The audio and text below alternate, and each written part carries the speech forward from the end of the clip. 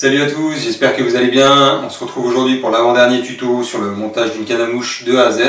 Donc aujourd'hui on va attaquer les vernis. On a fait les ligatures dans le dernier tuto, donc là c'est les vernis.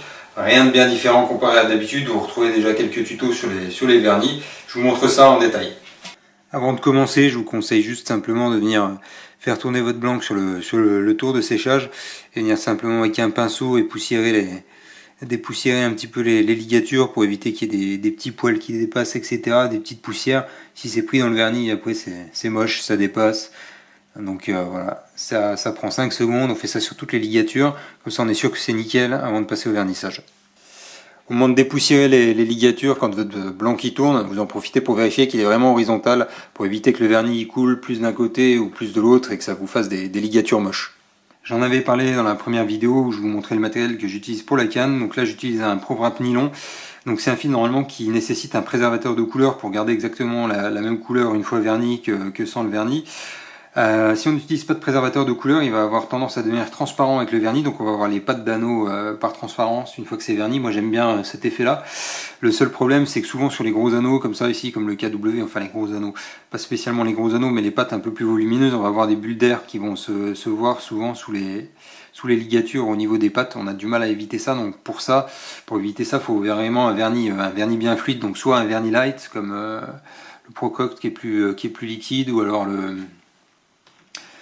simplement le Flexcoat Light. Là moi j'en ai pas, donc ce que je fais simplement, je vais vous montrer ce que je fais pour le rendre bien fluide. Pour rendre le vernis le plus fluide possible et pour que ce soit le plus facile possible à appliquer, il faut le réchauffer. Donc soit vous le mettez dans vos poches comme on l'a déjà conseillé, 10 minutes avant, etc.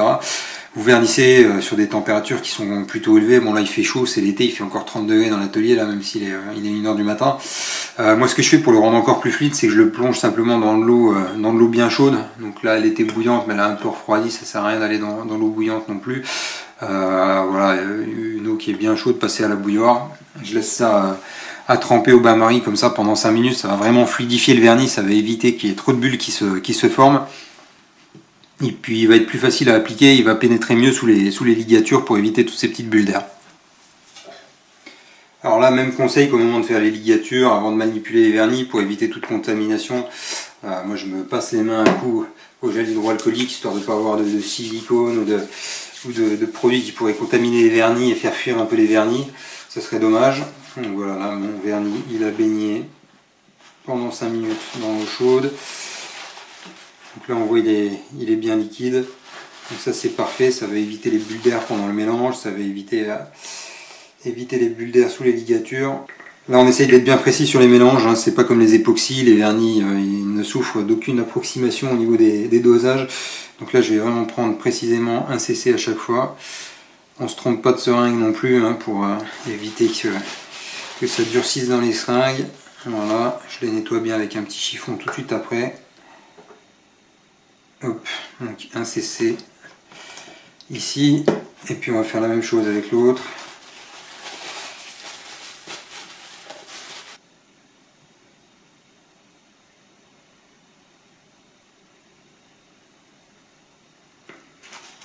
Pareil, je nettoie bien tout de suite la seringue.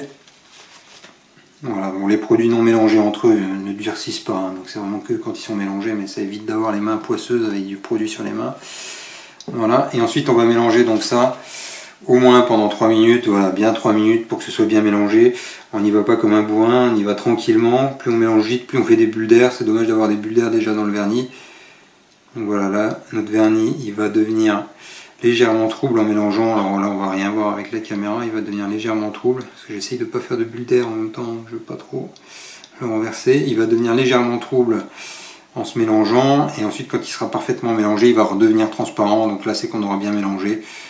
Donc voilà, ça pendant 3 minutes. Voilà, une fois que notre mélange il est fait, on va pouvoir, là j'ai encore une poussière, je vais l'enlever. Hop. Voilà, une fois que notre mélange il est fait, on va pouvoir venir l'appliquer. Donc on n'hésite pas à en mettre pas mal. Voilà. Mieux vaut mettre trop de vernis et l'enlever après que de galérer à essayer d'étaler pas assez de vernis. Donc voilà, normalement on l'étale vraiment plus sur la longueur du blanc, mais là c'est des ligatures courtes. Pas vraiment besoin, on vient vraiment déposer des belles gouttes, on met le pot en dessous, on récupère l'excédent. Voilà. Et ensuite on vient simplement laisser le pinceau faire le travail en laissant tourner et en laissant le vernis prendre bien partout. C'est souvent l'étape qui fait le plus peur, mais au final c'est vraiment une étape facile. Il n'y a rien qui est compliqué dans le road building, mais ça fait peur, mais en fait c'est facile. Alors, donc on peut venir, moi ce que je fais toujours, c'est que je viens dépasser toujours d'1 millimètre avec le pinceau sur le blanc nu de la ligature, pour également éviter qu'il y ait de l'humidité, etc., qui vienne se mettre dans la ligature.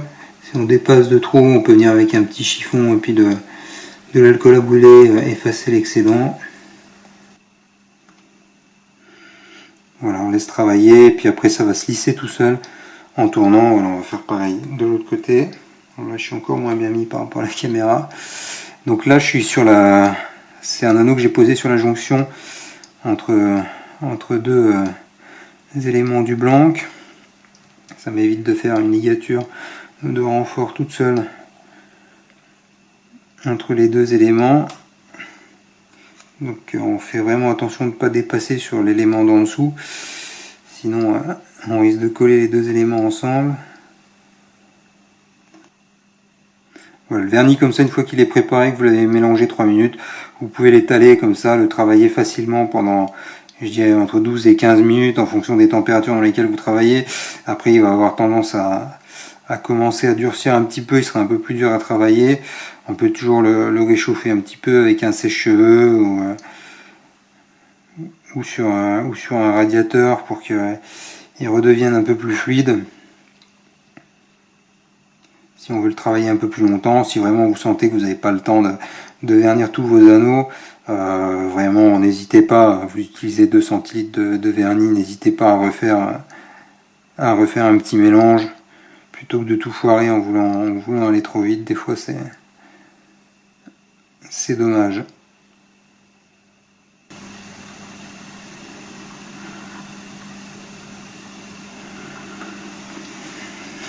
J'ai un vernis à faire qui va être un peu long puisqu'il va être sur la déco du blanc. Donc là c'est pareil, là on va travailler vraiment en allongeant dans le sens du blanc. Et pareil, on n'hésite pas à mettre pas mal de vernis. Là c'est justement en essayant de vraiment en mettre trop peu et de bien lisser tout de suite qu'on va rater son coup. On essaye vraiment de bien mettre pas mal de vernis. Hop.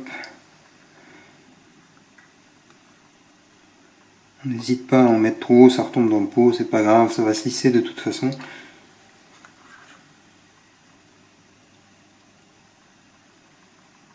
Voilà, on travaille bien en l'étalant, il va se lisser tout seul en tournant sur le tour, il n'y a pas de souci.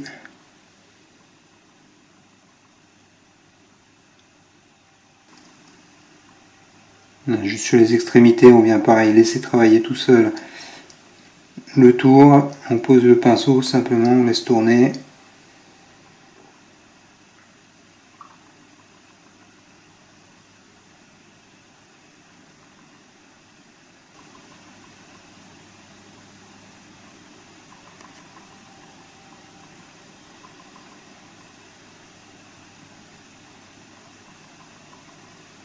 Une fois qu'on a fini nos vernis, on vient simplement avec une lampe à alcool, voilà, ce qui permet de bien diriger la flamme.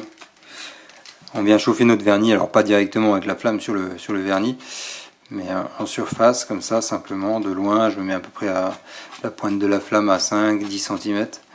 Donc on le sent, hein, on sent la chaleur qui arrive, ça suffit. Ça va refluidifier le vernis en fait.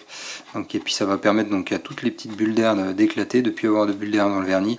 Alors parfois il y en a certaines qui accrochent un petit peu, qui sont récalcitrantes sur les ligatures.